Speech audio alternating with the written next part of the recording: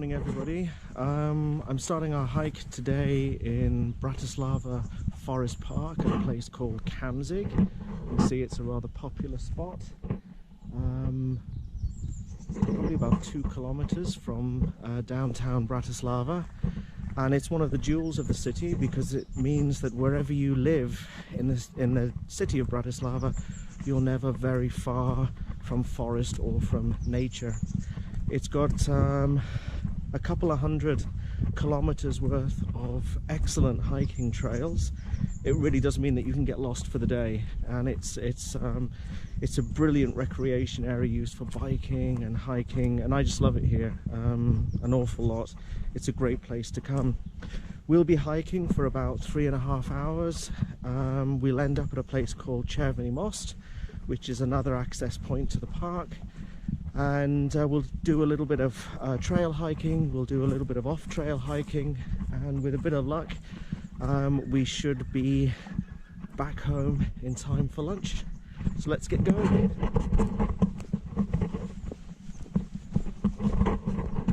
We'll be following the red trail for the most part. There will be a little bit of bushwhacking. As I said earlier, following the trails can be a little bit boring, but we'll make it up as we go along. I've got a map with me, sun's shining, it's a really lovely day, so let's get started. So we're about 15 minutes in to the hike now, and I thought I'd give you a little bit of information about where we're going. As I said, we started at Kamzig, which is a kind of focal point, a meeting point you might say for people from the city coming up into the forest park. We're heading eastwards through the Low Carpathians, and we're going about 5 or 6 kilometers across the ridge, or about 450 meters. It's a really lovely day. Lots of ups and downs. The tops of the hills here are kind of really rolling and undulating, and the good thing about this hiking trail is that every so often, probably every 2 or 3 kilometers, there are checkpoints, and they are very clearly marked, so you don't really need to use your map that much. You can basically just follow the trail markers on the trees until you get to the next checkpoint, and then it will tell you in terms of time how long to the next checkpoint. So as long as you're aware of the checkpoints you're heading towards, you really don't need to worry too much about getting lost. The forests themselves are beautiful. They're mixed forests. There's beech, oak, and coniferous trees here. They really are lovely, and the forest itself is quite well maintained. The local authorities do realise that they are a valuable resource for leisure for people in the city. Sadly, there are aspects of the forest that are being plundered, in the literal sense of the word, by unscrupulous businessmen who use their connections to get access to forests, and they win contracts for logging, and you do come across a whole area that's just basically been stripped out. It's desperately sad, but things are changing, and that's all for the good, I think. So we're coming up to a checkpost in a minute. You can see it just in front of us there, and this will give us a very clear sign as to where we're heading to next. For those of you that have hiked in the Czech Republic, the main difference with hiking in Slovakia and the Czech Republic is that the distances on maps and on the checkpoints in Slovakia are done in terms of time. In the Czech Republic, it's done in terms of kilometers. Personally, I think the Slovak way is better, and I usually have to shave about 10 or 15 minutes off the overall time as I walk a little bit quickly. But there we have it. We are heading towards a place called Spariška. It's on the third sign down in the middle, and it should take us about 55 minutes. At our walking pace, my walking pace, it should take us about 45 minutes. So let's get going.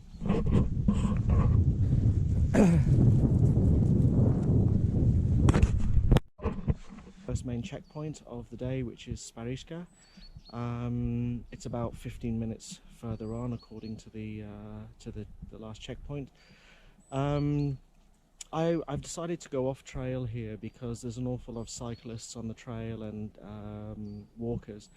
So we're going to be heading slightly north, kind of in that direction. A little bit of bushwhacking. It will cut off a corner from our hike, but it'll also make it a little bit more interesting, as we won't be constantly bumping into day hikers and things like that.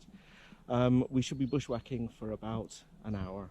Hopefully, if my navigation is on track, we won't get lost and we'll hit a tarmacked road in about an hour. So off we go. Right, so I've come off the trail and I've come across what looks like the remains of an old logging path. So we're going to follow this for a little while, but basically our intention is to keep heading down and try and avoid those ridges over there through the trees. And there should be, if I'm looking at my map correctly, there should be a kind of natural funnel which will take us down in that kind of northeasterly direction. But I'm not sure. With these things you never are. You know, you may end up having to turn around and come back again. So we're going to follow this logging trail for a while and see where it takes us, and if it's leading us in the right direction, or generally the right direction, then we will continue on it, and if not, then we will just have to change course halfway through. So let's get cracking.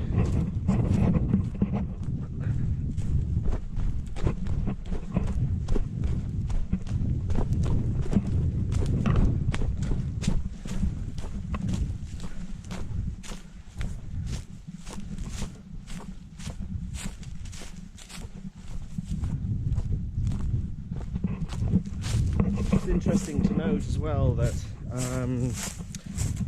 the wildlife here is really abundant, considering that we're so close to the city. The biggest animal here, and it is reasonably dangerous, I guess, is wild pigs. They can be quite grumpy, and especially if you surprise them, they can be quite annoyed. But there's also mouflon here, which is a kind of wild goat which was introduced a couple of 100 years ago for wealthy hunters. And there's also deer and foxes and badgers and all sorts of extraordinary bird life. It really is a wonderful place, considering, as I've said before, how close we are to the city centre of Bratislava. Slovak people are extremely lucky to have this playground on their doorstep. It's really quite wonderful. Right, I'm going to stop gabbing and start moving, and I'll catch up with you all a little bit later. Right, we are going in the right direction. I'm quite pleased about this. We've got into a bit of a steep drop-off, which we're going to have to scramble down, and I can see just below us, I'm not sure if it's visible to the camera, but just down below us there is an old forester's road. So we will get down. We should try and cross that, cross the road, that is, get across this little valley and head up the other side, which I was hoping not to have to do too much climbing, but head up the other side, which looks again to be a little bit of a scramble, but I think we're making reasonably good time, so I'm quite pleased about that. Let's just hope I don't lose my footing. A little bit of an animal trail, we'll follow that. Always useful when the deer leave us little footholds and some expressions of ways to go. Right. You see there's quite a few fir trees here, which makes the ground quite spongy, which is lovely, but it also makes it a little bit slick. And this fallen wood doesn't help with the footing. So there's an animal trail in front of us, but we'll follow that for a while and hopefully find our way out easily enough.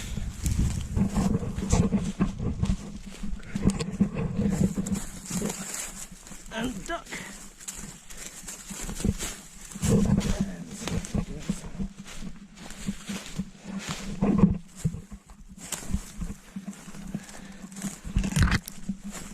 Right, and here's the small logging path I was talking about. We get ourselves down onto that, get the map out, and try to figure out where we go from here, whether we go straight up or if I can perhaps follow the road a little bit, but I do feel I'm going to have to go up that hill, but never mind. Okay, now take us down to the stream and the metal road ahead. I must admit to being a little bit out of breath. That hill was a bit steeper than I thought it was going to be. Oh, it's interesting. Must be, oh, it looks like a cycle path. So we're not completely isolated from all civilization. Right, we're going to carry on this way, keep going, and see what we can find. What I have noticed quite a lot though is that there's an awful lot of signs of animal activity, and we're in the middle of March now, so it is a little bit early for the wild pigs to be making a nuisance of themselves, but in another month or so they can really be quite a risk if you're out hiking. Their babies have been born through the winter and now they're out and about, and the mothers can be quite aggressive if you happen to get between them and their babies. It's not something that we have to worry about now, but it's always interesting for me personally to see where the pigs have been active at night, out and about, rooting and rummaging and foraging. And some areas, they just look like the Battle of the Somme. You wouldn't believe the amount of damage they can do. It looks like somebody's been through with a rotavator. Anyway, we're off again. We seem to have found ourselves onto a little bit of a natural path, so we'll follow this. We're heading in the right direction. I've kind of told myself that if we head towards that hill over there, we need to get over that ridge of hills there. So we'll go down. The metal road should be at the bottom of the hill, and then we go back up again out of the valley, over the top, and then down, joining the red path and taking us back towards Bratislava. So let's get going and hope we don't meet any pigs on the way.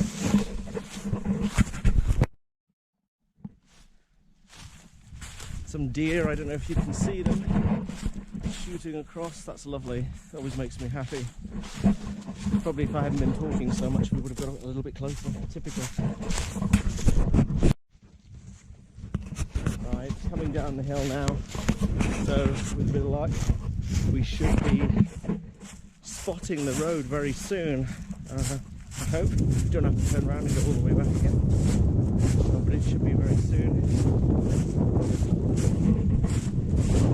a bit difficult to see because there's a lot of young saplings here, and it is quite difficult to see through it. But down in the bottom of that valley should be our road, which we have to cross and then go back up that hill on the other side there. So fingers crossed we should be there. Just make our way through here.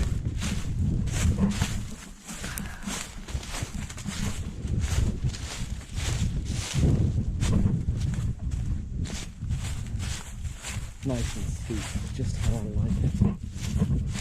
Okay, I think I'm going to switch this off, otherwise I'm likely to be that busy talking I won't look where I'm putting my feet and have a tumble. So I'll speak to you again when I get down to the bottom of the hill. Actually getting very, very thick in here now, and not impassable. I do keep finding these small animal paths which do help with getting down, but yes, I didn't really anticipate this amount of bush. But there we go, I can see the road through the trees. So happy days, excellent stuff. I just have to get myself over this tree, and with my none too long legs that can be quite difficult, so I'll try and get myself over this. And down the hill we go. I think from the start of the hike to here, which I would guess is about halfway point, it really has only taken us about an hour and 20 minutes, so that's excellent. I'm really pleased with that. It's been quite good going, despite the fact that some parts of the hike have been switchbacks and, you know, kind of having to turn around and double back on ourselves to try and find an easier option in terms of a route, but it's been quite good. And now we can enjoy a well-earned break once we get to the hill, to the bottom of this hill, which is about our halfway point. So I'll meet you when I've got my Kit Kat in my bag. See it going off in the distance there. And now our job is to get up this hill. It's not particularly steep. It is a little bit at the beginning, but not too much. The difficulty is trying to get across this little stream here.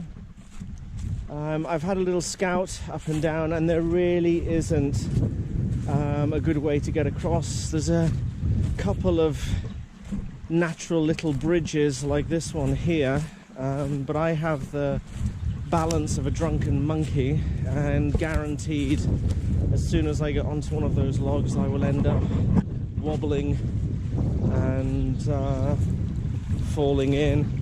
So I'm going to have a crack at it. We'll see what happens. Actually, if I can get myself a stick, I might be able to give myself a little bit of a walking stick. Here's one here. This might give me a little bit of support and stop me disappearing into the water. Alright, here we go. Seems stable enough, which is good. That would be a bit wobbly, not too much. Excellent, and I think I'll bail here. Oh, there we go, that wasn't too difficult. A lot of drama over nothing. Right, okay, so off up the hill here. There's a bit of a cut, a natural gully, and I imagine, looking at the map, it should take me about 10 or 15 minutes of hard walking. I'm already getting out of breath. And then again, we should reach a little bit of a plateaued area and find a yellow hiking trail. And we cut across that yellow hiking trail. So you don't have to listen to me puffing and panting. I'm going to switch it off and I'll see you at the top. I just had to check the map, and the route from here seems fairly simple. We basically just head down the hill any which way we can, and this should bring us out to another stream where again there's a small metalled road, and then another steep climb. So we'll carry on down here. There should also be some electric cables, electric pylons, which cross our path, which should let us know that we're heading more or less in the right direction. So, fingers crossed, we should be doing that. But I didn't actually film it because I couldn't be bothered getting the camera out of my bag, but I was just climbing up a hill before, just a small rise, and there was an old, very rusted, what looked to me like shell casing. I don't have any military experience, so I'm not really quite sure, but it looked like it was very, very rusted, a very old piece of metal that looked like the bottom half of a shell casing. And I do know that this area saw some heavy fighting and some partisan activity during the Second World War, and I was actually thinking about keeping it and putting it in my backpack and taking it home, but I'm not sure the family would be very happy.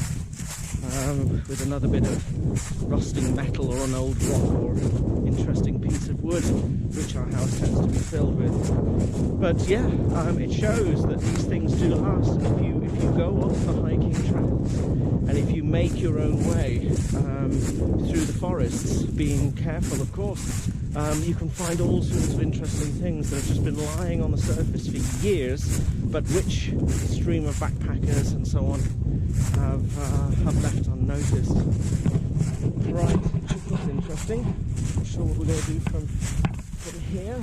Seems to be a steep drop off down onto the southern side of the slope here.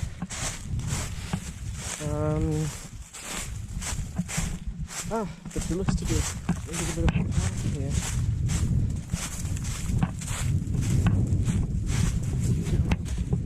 Let's see where this takes us. Again, it seems to be an old forestry road that's just... Aha! Electric cables. Good, so that's a good thing. So, good stuff, we're not lost. Brilliant. Okay, I'm going to get the map out, have another little look, see where we are, double check our position, and just blooming well hope it's not that way. Okay. No, I'm fairly sure that it's down the hill, so we basically just keep going down this way, and we should eventually reach another metalled road. Another 200 or 300 meters, and we should then head up the hill on the other side of the road and meet the red trail, which will then lead us back into Bratislava. So far, this has taken us about 2.5 hours, including rest breaks and getting slightly lost on the way downhill, but not bad going in the end. Right, so we leave the road behind us, head on up the hill, and again, shouldn't be a particularly long climb, but it is rather steep, and maybe 20 minutes we should hit the red trail. So here we go, last climb of the day. Right, so I'm nearing the top now. That was blooming hard work. There's a lot of brambles in there that you have to kind of dodge and kind of either just push your way through or, you know, turn around and go back. But I'm hoping, fingers crossed, that that's the worst of the climb over now. And if my internal compass is right and we haven't gone off too far,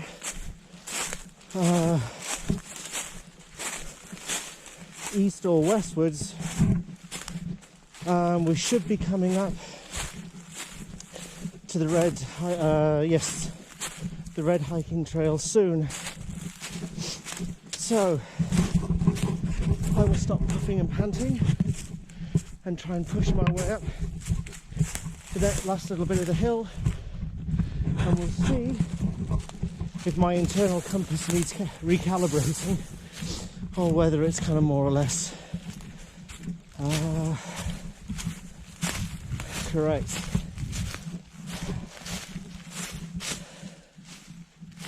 Let's just have a little look.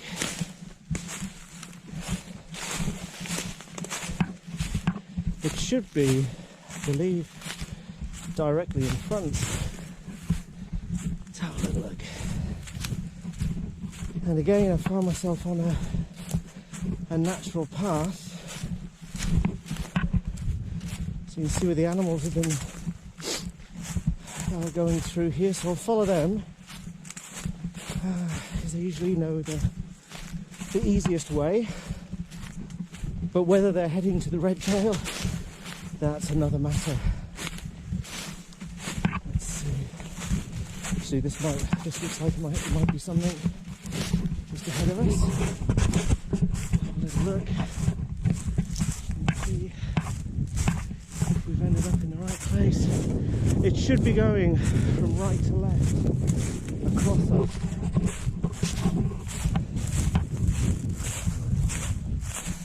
Sometimes you'll come across a trail and there's no obvious markings, you know, so you need to wander up and down the trail for a little bit. Now there is something here, but I'm not sure if it's the red trail that I'm looking for. So to look in the trees, you can see that there is a path of some kind here, but I have no way of knowing just by looking at it whether it is the red hiking trail. I'm not sure it is. If you can see just through the trees there is a tower for hunters, and this path here may have been made by them to access the tower. I'm going to switch off for a little bit and try and figure out where I am, and I will let you know if I'm completely lost or just a little bit confused. Be back in a few minutes. I can switch the thing off. Right, I've just realised that the red trail is probably a couple of 100 meters that way, but I really don't want to start bushwhacking again, so I'm hoping that this forest trail, the hunter's trail, will actually get me there.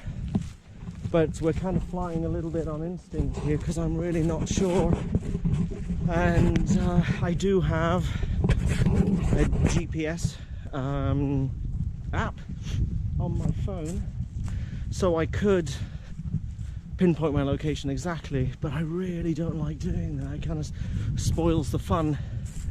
So let's see if we can get to where we think we should be going, and this really feels like the right way, you know.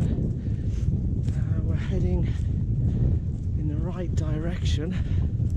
The sun is on my forehead, the wind is blowing slightly from the east, so my tracker sensors tell me that this should be the right way, but we will see.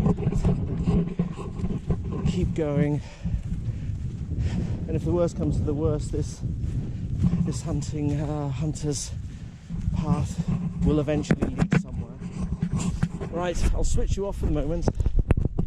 Right, I've been walking on this path now for about 10 minutes, and I've just heard the unmistakable sound of people. Why people in the forest need to shout. People, stop shouting. You're in the forest, not in your kitchen.